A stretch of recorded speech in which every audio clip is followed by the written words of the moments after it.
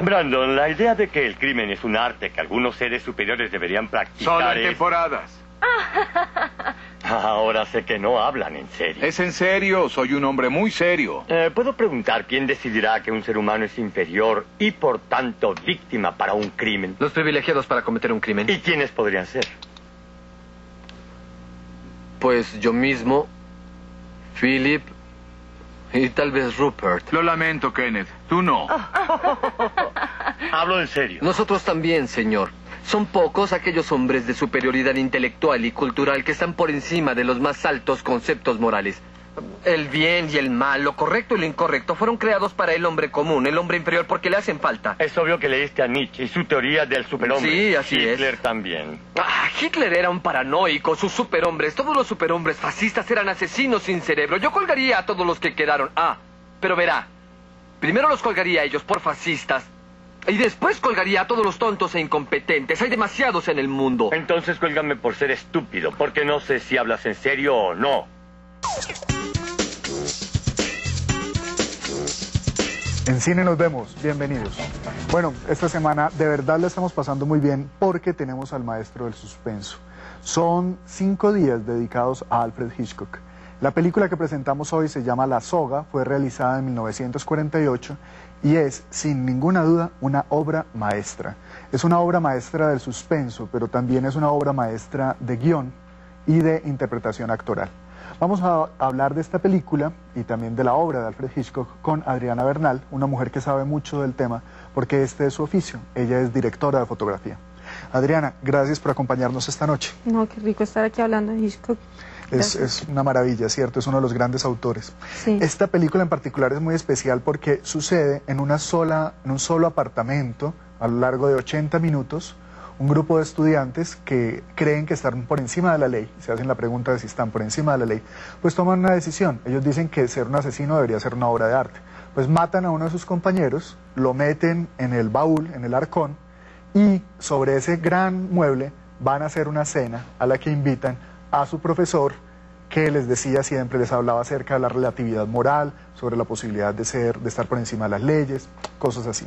Todo esto sucede en 80 minutos como si no hubiera un solo corte.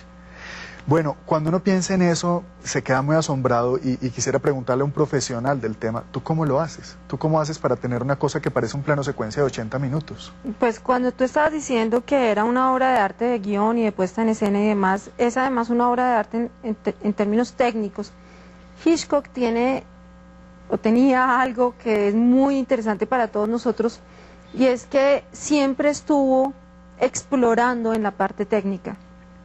Y yo considero que un buen director es el director que logra fusionar la narración, la parte artística y la parte técnica, porque finalmente lo que estamos haciendo es cine, luego no puede subtraerse al hecho de que hay una técnica, que la tiene que utilizar y que tiene que conocerla. Es muy difícil, se necesita ser súper meticuloso, súper estructurado en términos narrativos y técnicos, pero además prever y tener, digamos que diseñado casi como un pentagrama lo que va a suceder en el momento del rodaje. Obviamente no es un plano secuencia total, claro, pero está hecho para que parezca un plano secuencia total.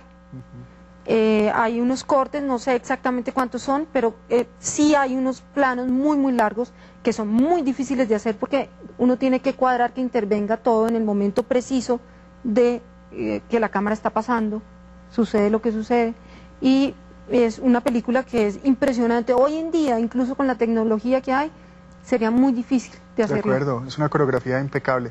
Pues lo que yo entiendo es que dura 80 minutos, son 8 rollos de 10 minutos cada uno, sí. Y entonces, claro, lo que tú tienes es que son 10 minutos en la que cada movimiento tiene que estar sincronizado, y que cuando llegamos, digamos, al final, en el minuto 10, al final del rollo, pues tú coges una espalda o tú coges... Sí, una especie de bandera, exacto, algo que no permita ver si uno cortó o simplemente pasó por ahí. Eso es, hay gente que dice que si él hubiera tenido magazines es donde uno mete la película de 80 minutos, la hubiera hecho en 80 minutos. Es un poco un chiste, pero... Bueno, y primero el tamaño que tendría que tener. El magazine, pues no cabe el magazine por ninguna puerta. No cabría en el apartamento.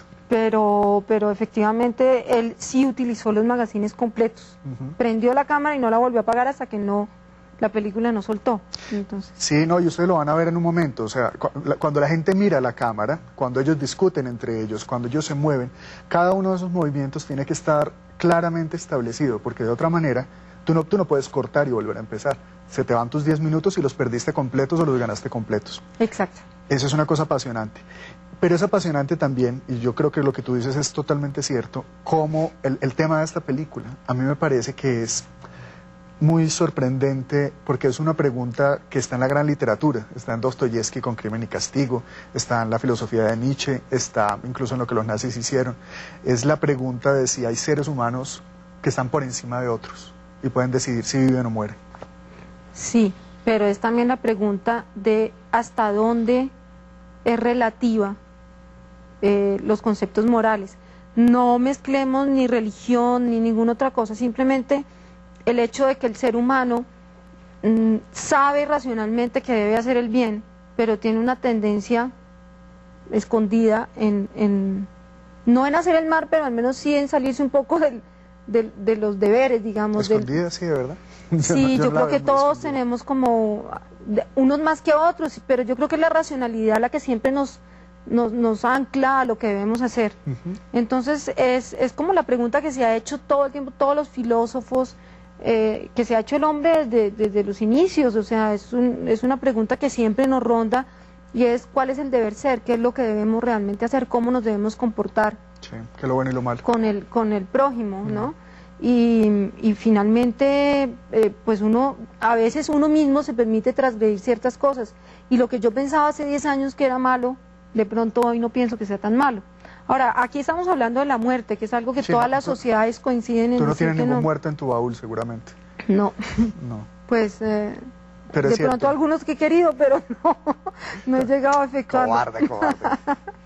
Adriana, bueno, y otra cosa que a mí me parece fascinante en una película como esta es que es como teatral por la manera como se desarrolla en un solo espacio, y tú no puedes ni parpadear, tú no te pierdes ni un segundo. ¿Cómo logra él mantener la atención durante todo el tiempo? ¿Cuál es el truco? Eso tiene que ver mucho con la época también, ¿no? Esa sensación de que es teatral la tenemos nosotros porque son películas esta específicamente del 48, pero no, ya en su época era muy cinematográfica, y de hecho lo es todavía. Lo que pasa es que nosotros estamos acostumbrados a ver otro tipo de desenvolvimiento de los personajes, y entonces esto nos parece teatral, pero no, es una obra totalmente cinematográfica. La manera como está puesta en imagen, digamos, como se muestran los planos, el solo hecho de querer filmar en plano secuencia ya la hace súper cinematográfica.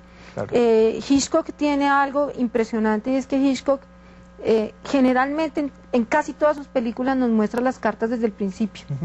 Y eso es algo que deberían estudiar todos los estudiantes de cine o aprendices de cine, y es que mucha gente basa el suspenso hoy en día en el hecho de ocultar información, y entonces uno no ve el que mata y siempre está detrás de una rama o algo así, y entonces genera suspenso y uno le pone una musiquita y listo.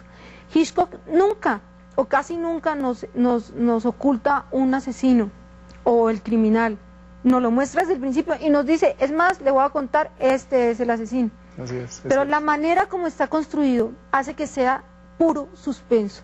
O sea, él sí lo monta de una manera, y lo filma en este caso de una manera que hace que nosotros sintamos pánico y susto y temor y angustia, sobre todo angustia. Es el rey de la angustia, maneja la angustia en el espectador de una manera impresionante, sin necesidad de jugar a la mentira, ¿sí? Sino simplemente narrando como debe ser, dándole el tempo necesario, poniendo la música que acompaña.